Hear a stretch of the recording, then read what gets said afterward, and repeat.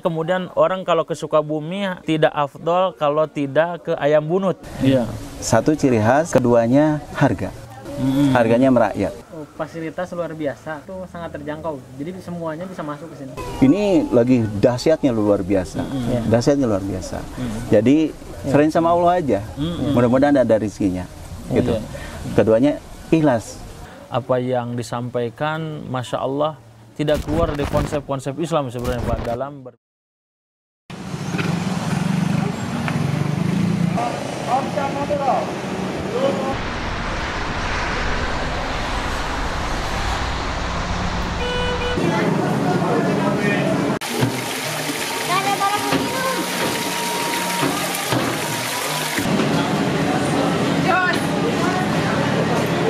Assalamualaikum warahmatullahi wabarakatuh. Waalaikumsalam. Bismillah walhamdulillah wassalatu wassalamu ala rasulillah wa ala alihi wa sahbihi wa man ihtada bihadihi ila yaumil qiyamah. Sahabat CKS yang dirahmati Allah tabaraka wa ta'ala dimanapun Anda berada, saat ini kami dan tim sedang berada di Ayam Bunut Sukabumi. Kita insya Allah di kesempatan yang berharga ini akan berbincang yang berkaitan dengan bisnis kuliner, yang tentunya kalau pemirsa dan teman-teman melihat bagaimana panorama dan keindahan serta ketertiban, kebersihan, kenyamanan yang ada di Ayam Bunut ini menarik untuk kita kaji, pelajari, dan copy paste supaya ini bisa menjadi percontohan bagi teman-teman, terutama para pemuda yang pemula dalam berbisnis. Ini bisa kita ATM lah, amati, tiru, dan modifikasi. Yang tidak bisa di ATM itu adalah masalah rezeki. Oleh karena itu kita akan bincang ringan dengan Pak Uud ya. Beliau ini sebagai owner dari Ayam Bunut. Pak Uud, Ayam Bunut ini sudah berapa lama berdiri? Alhamdulillah ya, kita mulai merintis dari akhir 2016. 2016. Ya, berdirinya Oktober deh, kayaknya Oktober, pembukaan Oktober awal, dan sampai sekarang alhamdulillah berdiri. Masya Allah. Ya betul, itu. Pak, kadang orang bisnis ini kan beragam ya, beragam macam. Ada yang karena itu hobi, ada karena peluang, juga karena memang dia ahli, dia punya skill bidang itu. Nah Bapak ini, Pak Uud ini background awalnya itu sebagai apa gitu? Alhamdulillah, Ana dari 95, Ana merintis di perhotelan. Ana bergabung di hotel dari 95 sampai 2013. Masya Allah. Nah, sisanya 2013 ke 2016, Ana berusaha coba mendirikan dengan sirkoh dengan teman-teman. Beberapa perusahaan udah Ana jadikan usaha, jadi milik berdua, bertiga gitu ya. Dan sesudah itu pengalaman ini semuanya diterapkan di Ayam Bunut. Di Ayam Bunut, di Ayam Bunut semuanya. Gitu. Dari sekian banyak peluang bisnis, terutama di Sukabumi, kenapa memutuskan untuk bisnis di kuliner? Wow, panjang nih perjalanannya. Masya Allah. Panjang soalnya. Kalau ini buka kartu kayaknya. Kalau ngobrol bisa panjang. Kalau sama Anasad mungkin bisa panjang lah, bisa sejam 2 jam lah kalau ngobrol background dari situ. Karena apa ya, kuliner ini emang satu sangat dijiwai sama anak. Itu menjiwai lah, udah bagian hidup lah. Wah, pokoknya dari mulai sekolah aja udah senang di dapur. Udah senang di dapur. Terus beranjak ke hotel itu semakin mencintai. Di hotel juga bagian apa? Happy product. Di kitchen. Nah, merintis dari nol, dari mulai craft, dari mulai cuci piring, dari mulai tukang cutting, preparation segala macam, sampai ujung-ujungnya megang satu buah hotel. Masya Allah, Masya Allah. Memang passionnya Pak. Ya, mungkin di kuliner. itu dijiwai ya, Dijiwai. dijiwai Jadi dan kalau mencintai ya. Kalau kerja itu harus menjiwai dan mencintai berarti ya. Luar biasa. Kalau udah menjiwai, mencintai, pasti sesuatu Totalitas. terjadi sama kita. Totalitas semuanya. Nah, itu nggak ada namanya kendala. Hujan, ini segala macam hambatan itu nggak ada buat kita. Iya, iya. Kalau udah totalitas ya tadi. Betul. Masya Allah. Jadi sampai saat ini ya alhamdulillah semuanya dimudahkan sama Allah juga. Kemudian karena Ana udah mencintai kuliner, akhirnya terwujud ini. Kalau kuliner ini kan banyak. Apalagi Indonesia ini untuk kuliner kayaknya terkaya sedunia ya. Ya, Dari betul. Sabang sampai Merauke itu memiliki kekhasan Iya. dari masing-masing tempat. Kuliner kemudian memutuskan ayam sebagai brand. Ayam itu kan urutan teratas ya, Iya. secara nasional. Kemudian nama bunut, orang ini bunut ini apa gitu. Oh. Sehingga kemudian orang kalau ke Sukabumi tidak afdol kalau tidak ke ayam bunut. Ya. Bagaimana itu, Pak? Panjang juga nih. Sebenarnya panjang kalau dari meniti dari awal. Kebetulan kalau ayam bunut ini sebelum kita mendirikan ayam bunut dan namanya timbul, jadi brand kita apa dulu disebutnya keliling dulu lah di Sukabumi ini. By Ya. riset dan data berarti. Pokoknya di riset dulu, ya semua di Sukabumi apa yang paling dominan orang suka. Iya, iya, iya. Nah, terus masyarakat kalangan mana yang mau jadi paling target. jadi target kita dari atas, bawah, atau yang tengah-tengah gitu. Akhirnya diputuskan nama ayam bunut ini, satu ayam ini semua orang konsumsi dari kalangan atas sampai ke bawah. Iya. Kedua, harganya bisa terjangkau. Ketersediaan luar biasa. Sukabumi ini sebenarnya produsen terbesar di Jawa Barat. Iya, Masya Allah, Masya Allah. Jadi di sini tempatnya adalah tempat yang strategis. Nah, terus bunut ini ternyata saya juga baru tahu waktu 2016. Bunut ini hanya sebuah pohon yang paling banyak berdiri di sini, di Namanya tempat ini. bunut. Namanya Pohon. bunut. Jadi bunut itu adalah lalaban yang bisa dijadikan lalaban sama orang Sunda, terutama orang Sukabumi. Iya, Gitu. iya, iya. Nah, untuk sementara ini kan rumah sakitnya juga bunut. Ya, ada yang menanyakan ibu bunut, Iya. bubur bunut. Akhirnya kita adopsi. Oh, familiar banget dengan bunut. Ini Akhirnya sudah punya pasar ya. udah punya pangsa pasar tersendiri. Akhirnya dibikin itu. Dan riset ini menunjukkan bahwa orang Sukabumi ini lebih doyan ayam ternyata. Tapi ayamnya yang punya ciri khas. Iya. Satu ciri khas, keduanya harga. Harganya. Harganya merakyat. Iya. Ya. Kalau bicara masalah target market, kadang orang ini bingung mau papan bawah apa papan atas. Nah, itu. Kang Norman, sudah kita keliling di sini. Target pertama apa, kata pertama lah setelah kita dengan tempat seperti ini apa? Tempat seperti ini menurut saya ya, fasilitas luar biasa, tapi saya lihat harganya itu sangat terjangkau, jadi semuanya bisa masuk ke sini. Nah, artinya Pak, kadang kuliner ini kan orang pengen target marketnya mana nih? Kalau sederhana ya menunya sederhana, tempat sederhana. Tapi yang di sini itu yang menjadi orang, kalau ayam bunut apa sih yang pertama kali terpikir orang? Mewah. Kalau saya dari luar nih, waduh, namanya saja sudah bagus. Bagus tempatnya, bagus. Tempat-tempatnya, anak muda, orang tua sudah luar biasa lah, bisa tadi menjangkau semua kalangan. Ini Pak, bagaimana istilahnya orang di luar sana kemudian menilai ayam bunut ini di benak mereka itu pertama itu apa Pak? Yang pasti terkenal murahnya dulu.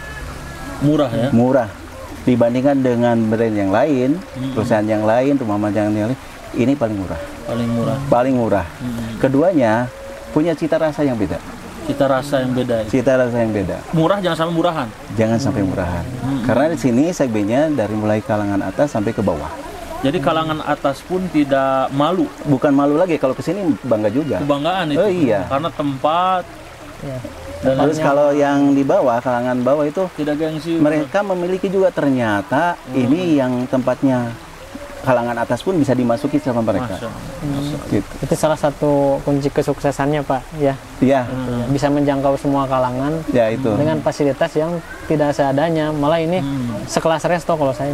Ya, Resto. betul. Jadi segmennya semua kita sasar. Jadi tidak ada apa ya, kasta ya. Oh, ini kafenya mahal nih, pasti nggak masuk gitu kan. Kalau rumah ayam bunut ini dibilang semua familiar. Satu mungkin sarananya yang tadi dibilang, prasarananya juga dibilang, terus harganya juga yang kita dibilang. Jadi kita semua memenuhi kriteria semuanya. Masya Allah. Luar biasa. Kang Norman, antum sebagai founder dari The Warung Khaira Cipanas. Apa yang bisa antum ambil, kemudian mau ditanyakan ini momentum yang sangat berharga ini sama beliau. Silakan Kang Norman. Ya mungkin kalau rahasianya sudah tidak usah ditanya lagi ya Ustaz ya. Jadi semua yang orang inginkan, semua ekspektasi orang itu dalam berwisata kuliner bisa didapatkan di sini. Sudah terpenuhi ya? Sudah terpenuhi. Dari yang ringan sampai yang berat makanannya. Jadi udah jelas itu kunci kesuksesannya Pak ya. Jadi memang itu yang sulit ditiru. Jadi kadang orang itu untuk mencapai seperti ini itu mereka punya hitungan yang berbeda. Kalau Bapak mungkin, nah itu kelebihannya yang mungkin tidak semua kompetitornya bisa meniru. Ya. Nah kira-kira Pak nih untuk pemula-pemula nih ya seperti kami ini, ada saran nggak Pak gitu Pak agar kami bisa mengikuti kesuksesan gitu? Kalau saran saya, semuanya juga punya talenta ya, dalam bisnis kuliner, terutama Kang Norman ini ya udah mulai mungkin udah berapa tahun ya, udah lama juga, dan bisa menjalani sampai saat ini. Cuma saya rasa ini hanya karena kehendak Allah aja. Ya, yang keduanya, saya tuh merasa kalau sesuatu terjadi sama saya, apapun yang terjadi, nggak pernah kecewa. Terima lah. Terima. Dalam posisi sekarang pandemi. Nah, ini lagi dahsyatnya luar biasa. Dahsyatnya luar biasa. Jadi kalau orang bisnis sekarang ini, kalau semacam ayam bunut, ini dibilang, wah kemurahan, ini gimana hasilnya? Kalau serahin sama Allah aja. Mudah-mudahan ada rezekinya. Gitu. Keduanya ikhlas. Ikhlas jalanin, ikhlasin aja. Kalau apapun yang terjadi juga sama, ikhlasin aja. Jadi jangan kecewa lah. Kalau kita dapat sih, udahlah. Ya. Keduanya itu. Yang ketiganya mungkin semua dipakai niat ibadah. Jadi bisnis itu buat menopang ibadah. Ibadah juga. Karena begini, orang yang datang ke sini mungkin dengan keterbatasan keuangan bisa bawa satu keluarga, cukup dengan bawa 60.000 atau 70.000 udah cukup. Udah terpenuhi itu. Udah terpenuhi. Makanan bisa kenyang. Iya, sekarang ada beras merah, ada beras putih. Silahkan makan sepuasnya. Lalaban sepuasnya, sambal sepuasnya. Ayamnya dengan harga yang sangat miring, speknya lebih besar. Kadang Kang Norman, mungkin orang yang baru ini selalu berpikir begini. Kalau ini saya jual, ini untungnya segini. Ya kan? Selalu berhitung seperti itu. Malah capek ya. Selalu berhitung. Malah capek menghitung kita Pak. Capek berhitung. Nah, kalau hitungan Allah berbeda, ya saja. Betul Mas. Hitungan Allah itu berbeda. Kalau 1 tambah 1 kita 2. Tapi Allah bisa sampai 1000. Iya. Itu yang saya pegang. Sampai saat ini saya juga, wallahu alam ya, segala sesuatu yang ini saya ikhlaskan selalu berbuah hasil yang bagus. Di luar dugaan kita. Di luar dugaan. Gitu. Mungkin dengan cara seperti itu, niatnya ibadah, ya, jangan orientednya bahwa ini akan mendapatkan revenue kita, income yang enggak. Kita abaikan itu dan kita orientasinya ibadahnya. Masya Allah. Gitu. Terakhir mungkin dengan Norman ada yang perlu disampaikan. Oh ya. Kepada Pak Ud ini. Kepada Pak Ud ya mungkin itu jawaban yang jarang didapatkan ya. Biasanya kan kalau saya menanyakan ke yang lain itu mereka masalah itu dapur. lebih ke skill dan rahasia-rahasia promosi dan sebagainya. Iya. Nah, jawaban Pak Ud itu sangat berbeda dan sangat menenangkan gitu. Iya. Jadi kita Berbeda terburu dari- Sunda, Iya, betul. Kadang kan capek kalau mikirin teknis apa gitu. Tapi kalau misalkan kita seperti itu, kita melakukan porsi kita seadanya, menyerahkan hasilnya kepada Allah, Allah. dan ternyata Pak Ud kan dimudahkan oleh Allah. Dimudahkan, Nah, Masya iya. Allah. Betul. Apalagi tadi beliau ini memudahkan orang Iya. Betul. dengan makan sepuasnya, dengan menu yang beraneka ragam. Allah mudahkan gitu. Betul. Pak Ud, terakhir ini dari sahabat CKS, apa pesan bagi para pebisnis muda yang mau berbisnis? Kadang memikirkan, wah saya ini tidak punya skill. Ada yang punya skill, saya ini tidak punya modal. Kadang itu lebih banyak mikirnya daripada bertindaknya. Nah, pesan Pak Ud apa nih buat teman-teman? Buat teman-teman yang CKS yang dicintai Allah ya, mungkin sebenarnya skill sama hasil kadang berbeda. Masya Allah. Kadang berbeda. Kadang orang yang skillnya hebat. Contoh, saya punya atasan yang eksekutif chef dulu, berusaha luar biasa, skillnya luar biasa, tapi Allah tidak berkehendak, tidak pernah terjadi. Gitu. Terus keduanya, kita merasa punya modal, tapi nggak pernah berhasil. Nah, kalau saya sarankan, satu mungkin kita harus benahi dulu kitanya sendiri, karena ilmu itu penting. Diawali dengan ilmu. Ilmu semua. Kalau ilmunya mungkin ya, kalau saya udah ada dasar. Kalau yang belum punya dasar, pelajari dulu. Pelajari dengan ahlinya. Dengan ahlinya. Iya. Kalau udah dipelajari dengan ahlinya, modifikasinya seperti apa? Iya. Kita beda dengan orang seperti apa? Iya. Apa yang orientasi yang kita punya? Pokoknya satu macam ini harus kita bagusin semuanya. Gitu. Dan jangan berhitung-hitung dulu. Iya. Jangan berhitung dulu Padahal dengan ini pebisnis. jangan berhitung dulu. Iya. Kalau udah berhitung kita celaka. Oh. Kita celaka. Jangan menganggap bahwa nanti beras ini akan dapatkan income dari beras ini, umpamanya nasi ini 2.000 per porsi. Jangan dulu mikir itu. Income terbesar kita, revenue terbesar kita ada siapa? Tamu yang datang ke kita. Customer kita. Betul. Makanya majakan customer kita dengan sebaik-baiknya. Layani dengan sebaik-baiknya. Berikan harga yang sebaik-baiknya. Ya, itu aja mungkin. Masya Allah.